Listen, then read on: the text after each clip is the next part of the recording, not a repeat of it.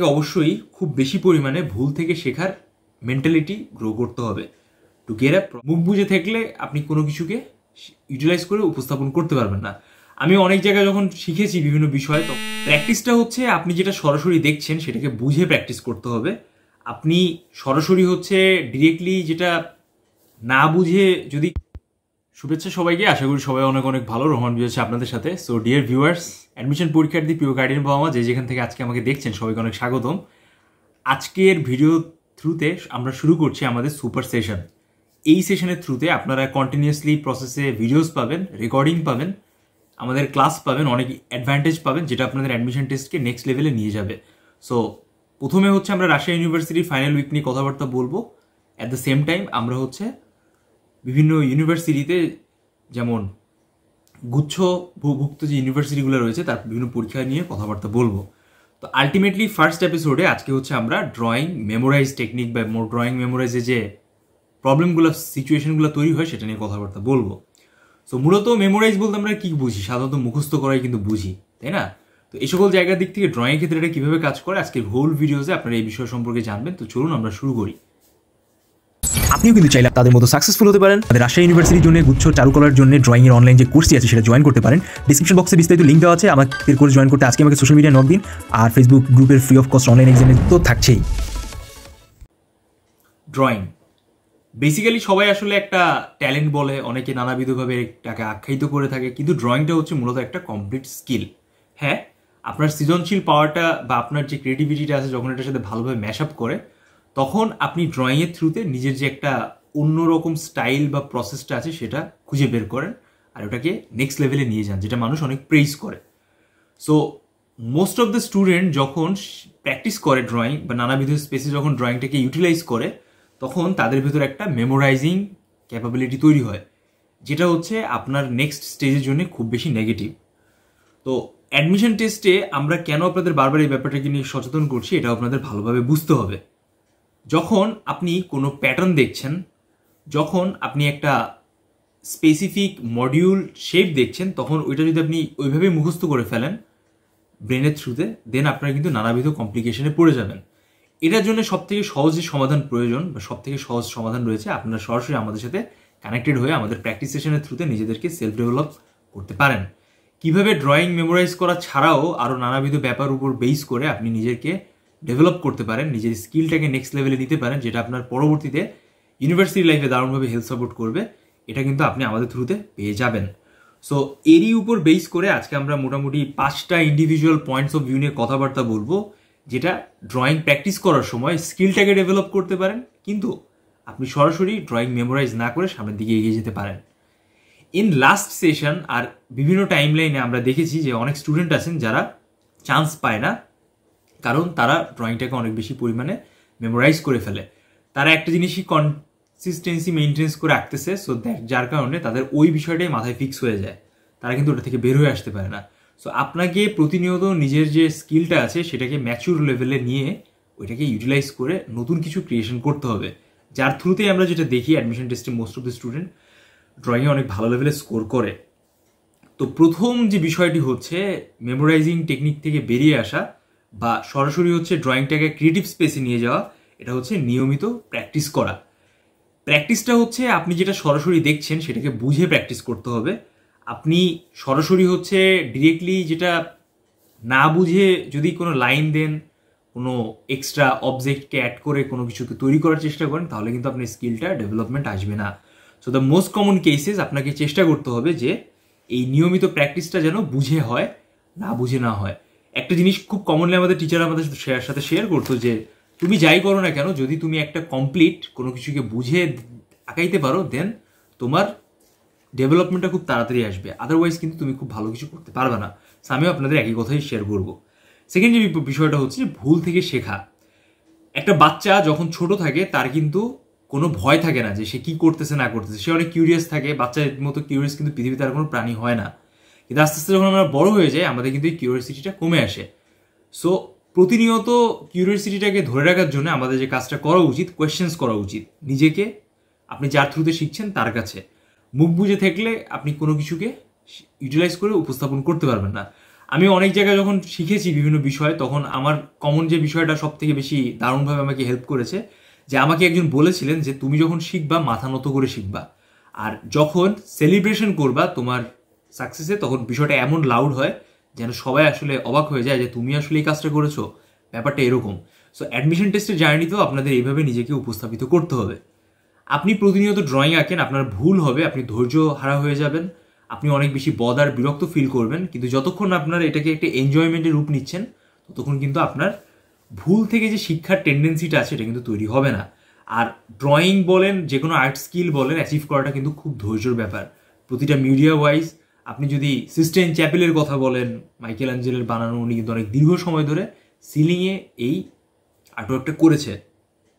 তো আলটিমেটলি আপনাকে অবশ্যই খুব বেশি পরিমাণে ভুল থেকে শেখার মেন্টালিটি গ্রো করতে হবে to get a proper sit on your admission test. Third যে ইম্পর্টেন্ট ব্যাপারটা হচ্ছে অবজারভেশন, বা নিজের কল্পনা শক্তিটাকে কাজে লাগিয়ে একটা মাইন্ডসেট ফিক্স করা, যেই মাইন্ডে হচ্ছে আপনার মাথা থেকে কিছু না কিছু নতুন ডেভেলপ হবে, বের হয়ে আসবে, যেটা আপনার পরবর্তীতে দারুণভাবে হেল্প আর সাপোর্ট করবে।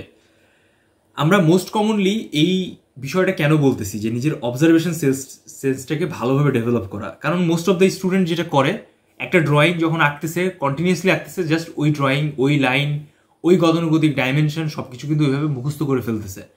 তো এই বিষয়টা কিন্তু খুব কমপ্লিকেশনে তৈরি করে। অ্যাডমিশন টেস্টে শুধুমাত্র তারাই চান্স পাবে যারা নিজেদের কল্পনা শক্তিটাকে কাজে লাগিয়ে ওই বিষয়টাকে উপস্থাপন করবে। তো কী বিষয় প্রতিফলিত হয় এই ব্যাপারগুলোকে উপস্থাপন করার ক্ষেত্রে? ফর এক্সাম্পল, আপনি যদি কোনো ফিগার ড্রয়িং আঁকেন, ওই ফিগারের যে এইজ আছে, আপনার ক্রিয়েটিভ স্কিলের থ্রুতে ওই এইজের ভাবটা প্রকাশ পাবে। সেকেন্ড যে বিষয়টা হচ্ছে এখানে কাজ করে একটা এক্সপ্রেশন।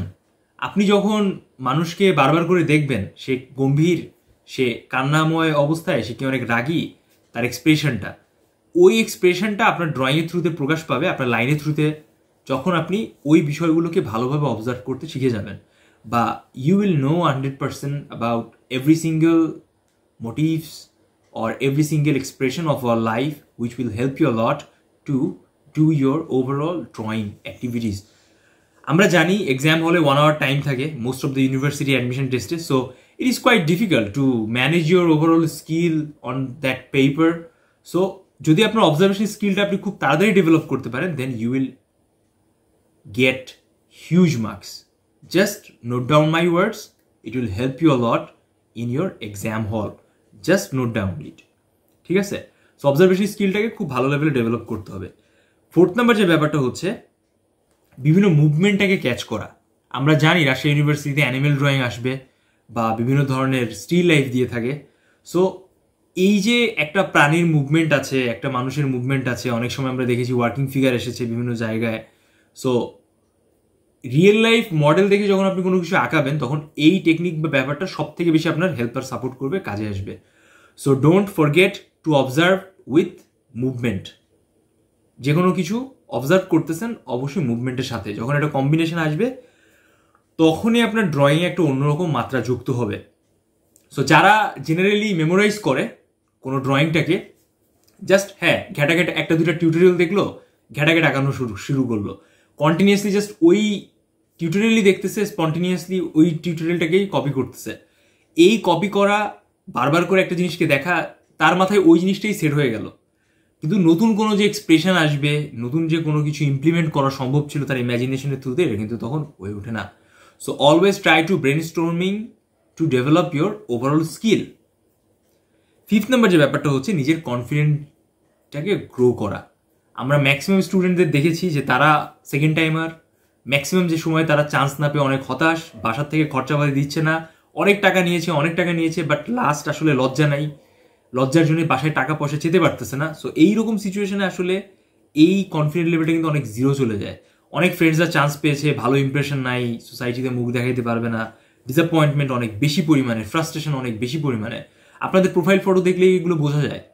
সো আলটিমেটলি এই সব কিছুর উপর বেস করে আপনি যদি একটা ড্রয়িং করেন, how can you manage your overall activities, confidential স্পেসটাকে গ্রো করা। সো লাইক আপনাকে এইভাবে চিন্তা করতে হবে যে আপনি অন্ধকারে সূচ খুঁজছেন, সূচের ভেতর সুতা ঢুকাচ্ছেন, এরকম টাইপের ব্যাপারটা তখন কাজ করবে। সো ওভারঅল জায়গায় আমি যে কথাগুলো বলতেছি, যদি এগুলো আপনি ভালোভাবে অ্যাকিউমুলেট করতে পারেন, আপনি কিন্তু দারুণভাবে হেল্প হবে। সো আমরা যদি এটাকে একটা প্র্যাকটিক্যাল ওয়েতে চিন্তা করি বিষয়টা কেমন আসবে। আপনি প্রথমে প্র্যাকটিস করছেন, দেন প্র্যাকটিস করতে করতে আপনার আস্তে আস্তে কনফিডেন্স লেভেলটা গ্রো হচ্ছে। আপনি যখন একসাথে অনেকগুলো মডেল, বিভিন্ন ধরনের animal, figure, still life practice করছেন, তখন আপনার কিন্তু কনফিডেন্স লেভেলটা আরও বুস্ট হচ্ছে। এতে করে আপনি একটা অবজারভেশন পাচ্ছেন, পটারি শেপটা কেমন হয়, 35 বছরের মানুষকে কেমন দেখায়, একটা বাচ্চাকে কেমন দেখায় নানাবিধ জায়গায়। দেন ওই অবজারভেশনটা যখন আপনি বারবার করে রিপিটেডলি প্র্যাকটিস করতেছেন, ওটা আপনার ইমাজিনারি সেন্সটাকে ভালোভাবে ইম্প্যাক্ট করতেছে, ইফেক্ট করতেছে। তখন আপনি রাস্তায় যখন হাঁটাচলা করতেছেন, বিভিন্ন স্পেসে যখন আপনি যাচ্ছেন, আপনার গার্লফ্রেন্ডের দিকে যখন আপনি তাকাচ্ছেন, এই বিষয়গুলো আপনার বারবার করে নোটিসেবল হচ্ছে। এর পরবর্তীতে আপনি যখন নিজের থেকে কোনো কিছু আগাইতে চাচ্ছেন, অটোমেটিকলি ওই জিনিসগুলো আপনার ভিজুয়ালে চলে আসতেছে, আর এই ভিজুয়ালটাই পরবর্তী আপনার নেক্সট লেভেল ড্রয়িংয়ে কাজে আসতেছে। So the most of the cases creative মানুষের জন্য কিন্তু এই বিষয়টা খুব বেশি গুরুত্বপূর্ণ। So together all this things I will 100% challenge you, যদি আপনি এটাকে রেগুলার ফলো করেন, you will 100% improve your drawing. এটা 5 দিনেও আসতে পারে, এটা 50 দিনেও অনেকের আসে না। So how can you manage overall things? Observation করেন, রেগুলার বেসিসে প্র্যাকটিস করেন, and try to improve your skill with observation and overall confidence level. Then আপনি দারুণ একটা আউটপুট পাবেন। সো আমরা শর্টকাটে বলতে পারি practice plus observation and your imagination or imaginary sense. ইম্যাজিনেশনে আমাদের মূলত আমাদের একটা ইমেজ তৈরি হয়, যে ইমেজটা হচ্ছে আমাদের পরবর্তীতে এগুলোর জিনিসকে ডেভেলপ করে। আমাদের ব্রেনে যে আমরা ইনপুট নিচ্ছি সারাদিনে বিভিন্ন ধরনের ডেটা ইনফরমেশন, এটা আসলে হিউজ। সো ওর ভিতর থেকে আমরা আমাদের চারুকলার ড্রয়িংটার জন্য কতটুকু জায়গা দিচ্ছি, সব কিছু বিস্তারিত ডিপেন্ড করে। যাক, এটা নিয়ে আর অন্য একদিন হয়তো বা কথাবার্তা হবে ইনডেপথে, বাট রাইট নাও আপনাকে এই বিষয়টা ভালোভাবে ডেভেলপ করতে হবে। So don't try to memorise drawing just like a গাধা, try to create something with your imaginary sense, আর এটা আসবে অবজারভেটিভ ওয়েতে। তো থ্যাংক ইউ সো মাচ যা আজকে ভিডিওটি শেষ পর্যন্ত দেখলেন। খুবই হাই থটের একটা কন্টেন্ট ছিল, আমি ট্রাই করেছি 5টা ভাগে ব্রেকডাউন করার। যারা আমাদের কোর্স নিতে যাচ্ছেন নিতে পারেন। কমেন্টস বক্সে জানান ভিডিওটি কেমন লাগলো, আর অবশ্যই চ্যানেলটিকে সাবস্ক্রাইব করবেন। থ্যাংক ইউ সো মাচ, সবার কাছ থেকে বিদায় নিচ্ছি, দেখা হবে নেক্সট ভিডিওতে। আল্লাহ হাফিজ।